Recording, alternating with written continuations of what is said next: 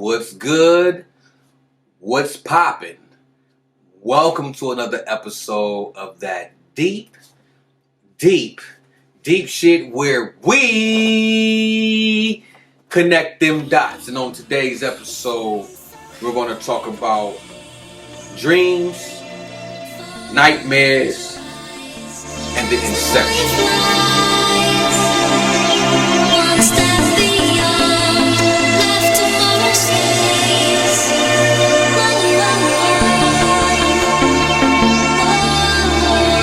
You're now listening to A-Rod Music.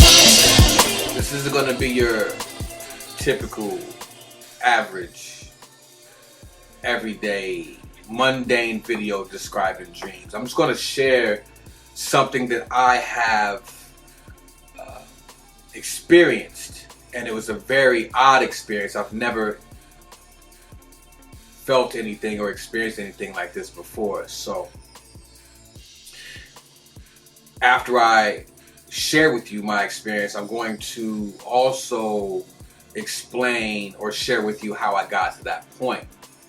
So basically, getting down to the experience is that I had fell asleep and I entered, the dream state like normal. And around this time, I was having very vivid dreams pretty much the whole week. It's kind of like sometimes you get into a pattern of dreaming to where you look forward to going to sleep and you can't wait to experience whatever your dream is about to bring to you. So that's kind of where I was this whole week when I had this experience.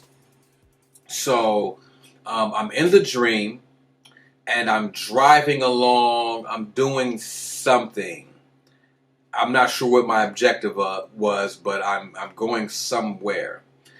As I'm dreaming, inside of my dream, I have a deja vu or a premonition. So in my dream, I said, oh, this is going to happen and we're going to have to make a right and a left. I'm just paraphrasing. It was a situation. So I seen it happen in my dream, then inside of my dream, it happened. So I seen it happen twice inside of my dream. What did this reveal to me? This revealed that the dreamscape and the dream world is multi-layered. And if you plug in hard enough to the dreamscape and dream world, you could start to become cognizant of what's happening. It's like being lucid / astral, but being very cued into what's going on. I've never experienced anything like this. I've had a deja vu in real life, but to have a deja vu inside of the dream was miraculous. As I had the deja vu, I knew what it was. I was like, oh shit, I just had a deja vu inside my dream. I'm still dreaming. So now I'm aware of what's happening in the dream. As the dream progresses, I'm thinking inside of the dream, I have to retain this information when I get out of the dream so I can document it or share. Okay? Alright. So, again, the things that I talk about here on this channel isn't me regurgitating, isn't me reading from a book, isn't me watching other YouTube videos and making spins off of them. Real life channels, real life accounts, real life experiences. I digress. Okay. So, as I'm in the dream and I realize that I have to pull this information out, I'm being revealed more things in the dream to take out of it. That's the whole point of dreaming. It's to extract the information out of it and bring it to this reality, to this dimension. The dream world is a little beyond the third dimension. It has a lot of different dimensional aspects to it, if not all the other dimensions other than third. There's fourth dimensional aspects to it. There's fifth dimensional aspects to it. As you can see, I had a deja vu. That's fifth dimensional shit. Okay? For the fourth dimensional aspects of dreaming is you can doze off for 2 minutes and you can think that you've been asleep for 2 hours. See how time gets bent when you sleep. That lets you know that your soul is experiencing something way beyond your mundane, linear, third dimensional experience. I digress. Again, don't worry about it. Okay, so the other things that I took note of in the dream was not only the fourth dimensional or extra dimensional aspect of dreaming, but I realized that the dream world or dreamscape is pretty much layered mundanely by, and I can only count 5 senses because that's all I can identify as a human is 5 senses. So all of your senses are active in the dreamscape. Sight, sound, taste, hearing, and touch. All of these are different sections or different perceptions of the dream state. I'll explain. The sight level or the sight section of dreams is the most easily accessible part of the dreamscape.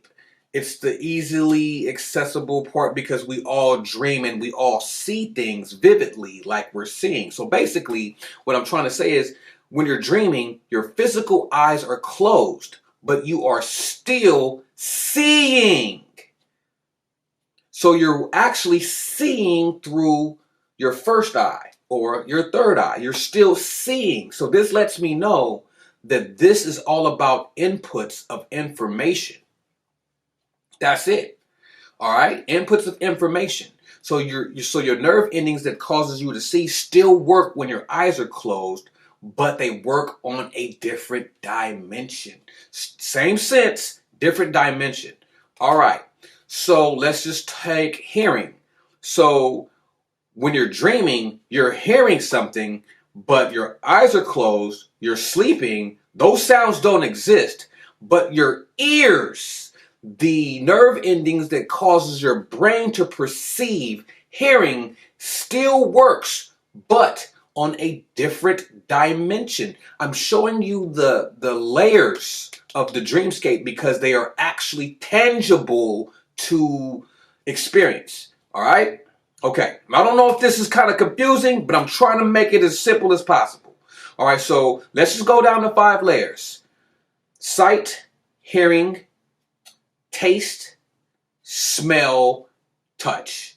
I've never tasted shit in my dream, but apparently, obviously, that sense must exist because it's a sense. So it must exist on that layer of the dreamscape. Yeah, I can't think of any experience that I've tasted in my dream. I haven't smelled anything in my dream, but these are different pockets that if you get into these pockets, who knows what those experiences are like. I think that the most vilifying or the most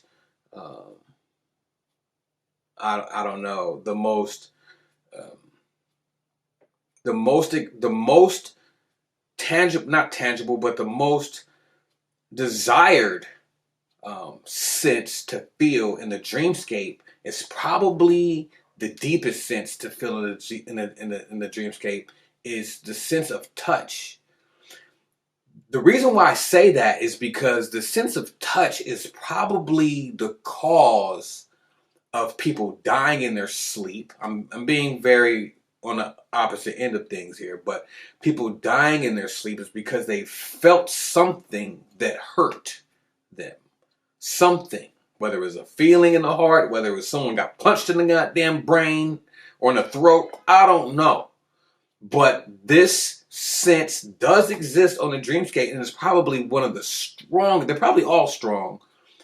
They have to be, but in different ways. But the sense of touch in the dreamscape has to be some otherworldly shit. I'll give you another example of touch in the dreamscape that most dudes probably have experienced. I don't know if females experience this, but I'm pretty sure they do. But like even having, get the kids out the room. Hey, kids, go, go. Get. Okay. Having a wet dream. This is the sensation of having sex while you're sleeping. The feeling, but you're not literally having sex. You see what I'm saying? But you're stimulated as you are having sex. Even busting a nut. Orgasming and climaxing. Now, mind you, like I said, the dreamscape is a multi-dimensional place that has to do with 4th, 5th, 6th, 7th, and beyond dimensions that we probably can't perceive. And remember, entities live in all dimensions, but especially when you go beyond, or outside is a better word, outside of the third, you know? So this is where you can even possibly have an incubus, succubus, anything like that. And that's how they tap into your senses in the dreamscape, and, you know, may have their way with you if that's what's going on. You know what I'm saying? Not saying that all wet dreams are incubuses or succubuses, but it's possible. Okay? So, with that being said. But, yeah, I'm not trying to spook motherfuckers. All I'm saying is, man, do what you have to do to become comfortable and happy about going to sleep. You see? Because they say that sleep is the cousin of death. But don't look at death as a bad thing. Death is just another door. It's a transformation. It's the caterpillar, cocoon, butterfly stage. You know what I'm saying? So going to sleep is the best way to see what's on the other side of the door, but not go on the other side of the door, get the information, but bring it back on this side of the door. I don't know if that made any sense, but I dropped it just the way that I did. So with that being said, fam, I'm going to go ahead and I'm going to sign off, sign out. You already know what the deal is. Keep them third eyes open. You know what I'm saying? Log on to newmysteryschool.com. Okay, your patronage and your participation is greatly appreciated. I will never ever blatantly open my videos up giving you a commercial talking about what you need to buy or what you need to do. I will never have a Patreon page. I will never charge you for this information because this is your information. You can access it yourself. That's the whole point of me dropping these videos, to show you how I did it and let you know that you can do it. If you don't do it like me, you could do it like you. It's okay. It's not just one way to do this shit. All right? We all in this shit together. So, with that being said, you know what I'm saying, I will never blatantly charge you for nothing. You know what I'm saying? But if you want to build with your brother, if you want to help me, help you, please log on and participate. Yeah, and no disrespect to anybody that does have a Patreon page. Salute, you know what I'm saying? I mean, shit. At this point, shit, I damn near might as well get a Patreon page. You know what I'm saying? Shit, ain't shit else working. But anyways, I'm digressing. I digress, right? So, yeah, man, you know what I'm saying? Rock with your boy. I'm gone.